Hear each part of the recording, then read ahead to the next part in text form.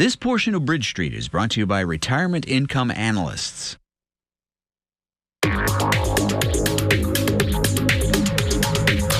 Well, a sound retirement can be derailed for many reasons, but preparation can be key to avoiding some of those common roadblocks. That's right. Chip Coughlin of the Retirement Income Analysis is here with advice on how to stay on track as you prepare for your retirement. Good morning. Welcome to Bridge Street. Thank you for having me.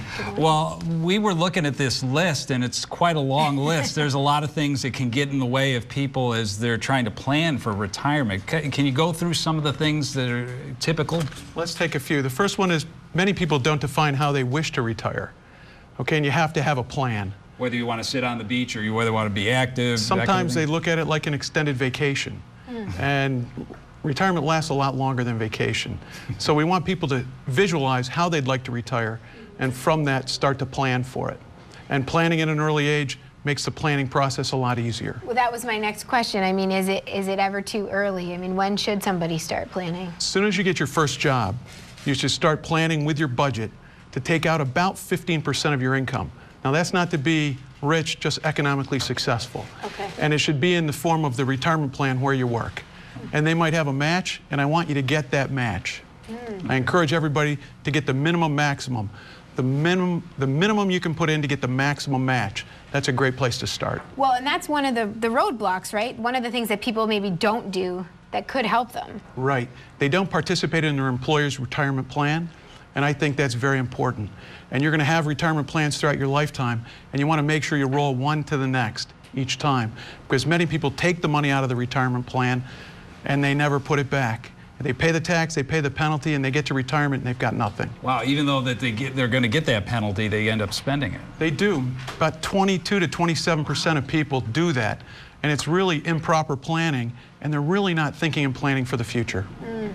Another one on the list that I think is interesting is, you know, people don't plan for the unexpected. So what do you mean by that? Okay, we like our clients to have an emergency fund, and sometimes we call it an opportunity fund.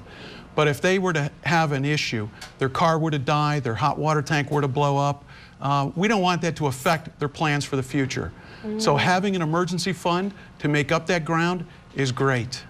And then I guess, you know, allocating assets too. I guess sometimes people just go to one type of fund and boom, and that's it. Many times they're focused on one fund and they're not thinking about the future. We believe in asset allocation, splitting your assets up among different asset classes, okay? That enhances return and it reduces risk. But as you get closer to retirement, you have to take some wind out of the sails.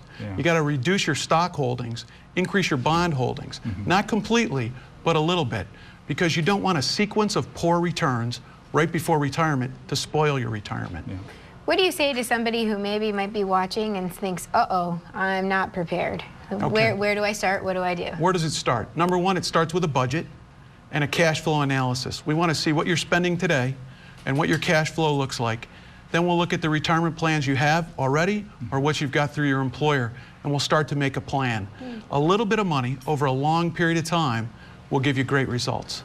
So it's all going to compound and compound interest. It's one of the strongest forces in nature. Yeah, and so that's going to build everything. And then finally, I guess one of the things is people don't plan their estate as well as they get toward retirement as well. Well, right? Absolutely true. We see clients that haven't updated their wills that they drew 30 years ago. And the executor might be gone, the guardian for their children is unnecessary at this point. The benefit factors for that will might still not be around, they might still not be friendly. So we want you to update or look at your will every so often to make sure the people that are involved in your will are still friendly to you and part of the program. Some great advice. And we want to remind you that if you'd like to learn more about retirement planning, you can visit them on the web, retirementincomeanalyst.com. There's the website for you. Chip, thank you so much. Thanks for having me.